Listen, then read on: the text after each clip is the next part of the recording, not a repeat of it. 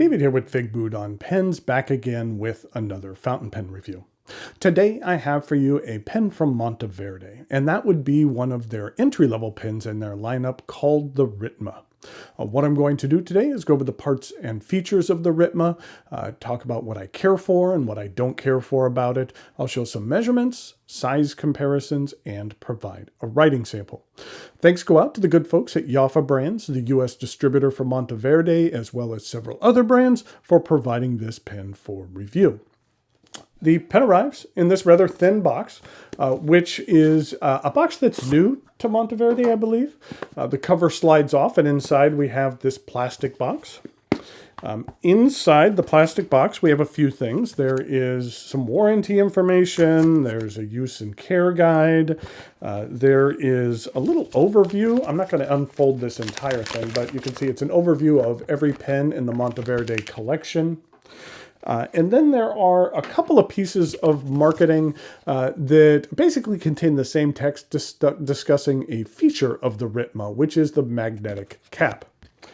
Then there are a couple of ink cartridges as well, and we have the pen. This is the Monteverde Ritma. The Ritma collection is inspired by the minimalist movement of the 1960s and 70s, where clean lines and straightforward designs were popular.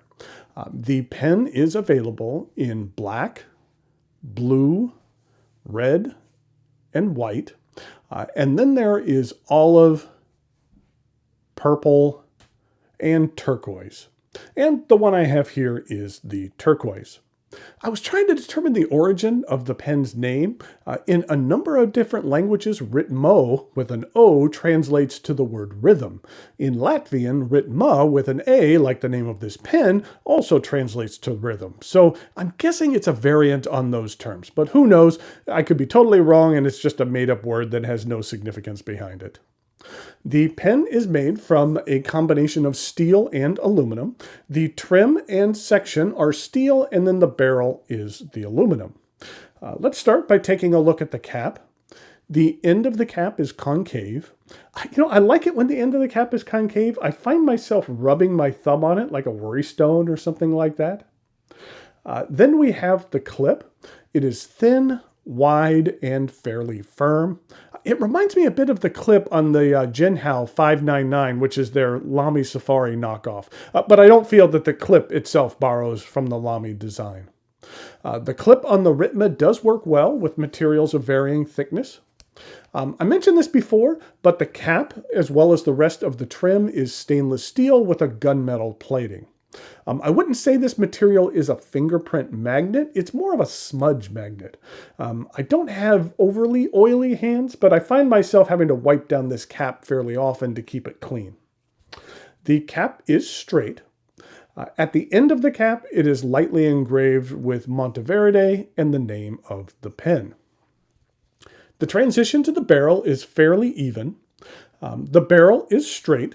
It's made from an anodized aluminum. I'm a big fan of that treatment, and I like this turquoise color. It kind of has a matte finish with a muted pop of color. You can see here in a microscope shot of the material where you can get a good look at the anodization and how the color can kind of shift a bit in different light. At the end of the barrel, it is slightly thinner, and then at the very end, it is flat with a rounded edge. The cap is magnetic, and I have to say it's one of the better magnetic caps I've come across. It is very secure. I haven't had any issues with the cap accidentally disengaging, so I don't have a fear of this unintentionally popping off. Speaking of popping, I thought it was very interesting that if you pull the cap off, due to it being airtight, it will pop.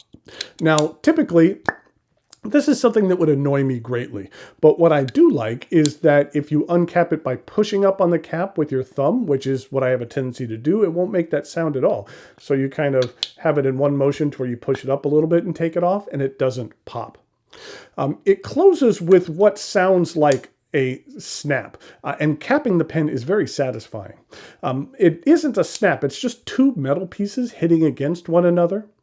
Now, with a metal cap and a metal section, and how the cap kind of slides down, I had a fear that this section would get scratched up over time. And I will say that I've played around with capping and uncapping this pen a great deal, and in examining the section with a loop, I couldn't find any evidence of scratching at all. So they did a very good job in those regards.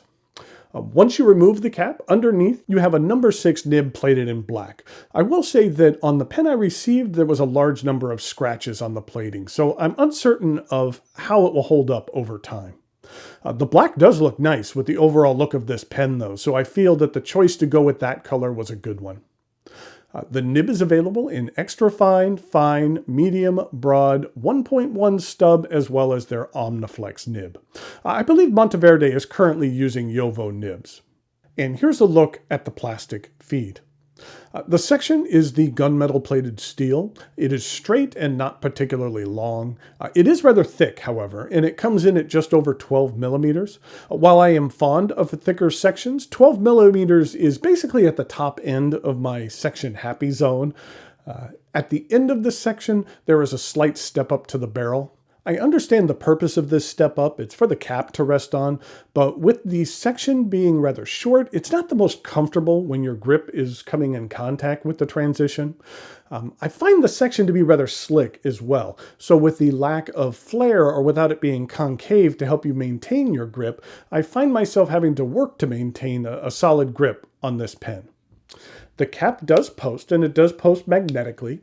While it is not on here as tight as when it is capped, I still find it to be secure. Even when posted, I feel the pen maintains a decent balance in the hand, and I don't find it backweights the pen or adds an inordinate amount of length. This is a cartridge converter pen. It accepts standard international cartridges, and a converter as well as 2 cartridges are provided. The Monteverde Ritma is available at a wide variety of retailers and sells for $36. I find that to be a very reasonable price for what you receive with this pen. While I have some issues with the section, overall I feel it's a decent value in that price range. I feel it's very solid in the hand without being overly heavy, and I think it comes in a number of nice color options as well. If you are looking for an entry-level pen, which is a bit different than the standard entry-level fare, then the Ritma would be worth checking out. Thanks again to the good folks at Jaffa Brands for providing this pen for review. Now it is time for some measurements, size comparisons, and a writing sample.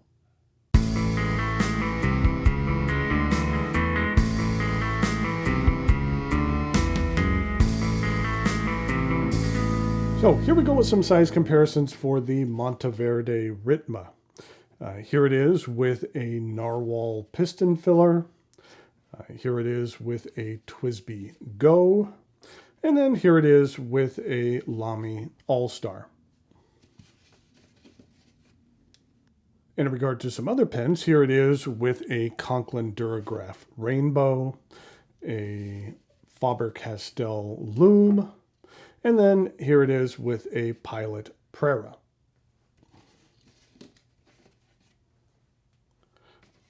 In regard to some uncapped comparisons, here it is with the Loom and with the Go, and also with the All-Star.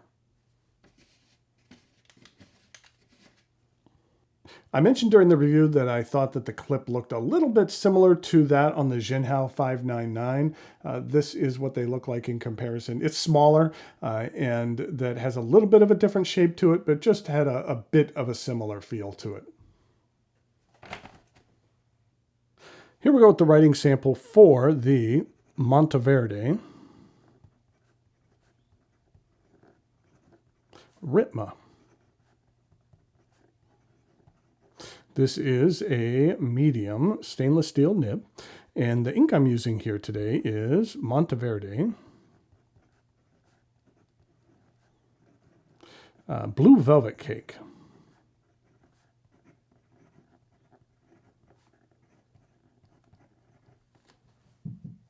This is what the ink looks like. It's kind of a nice dark blue. This is what it looks like in comparison to the Artemis Navy Blue from Laban. And this is what it looks like with Diamine Oxford Blue. Here's what the bottle looks like. This is part of Monteverde's Sweet Life ink series. If you haven't checked that out, I do have a review of it on my channel, but there's a number of really nice inks in this series. And here we go with the rest of the writing sample.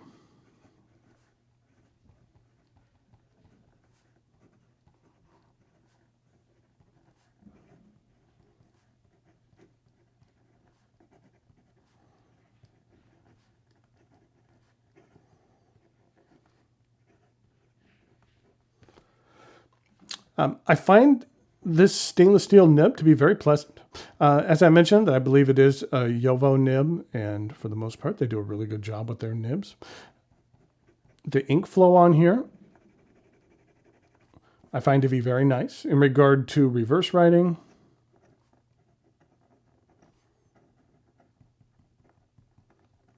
it is a little sharp, but it gets the job done. And in regard to some fast writing,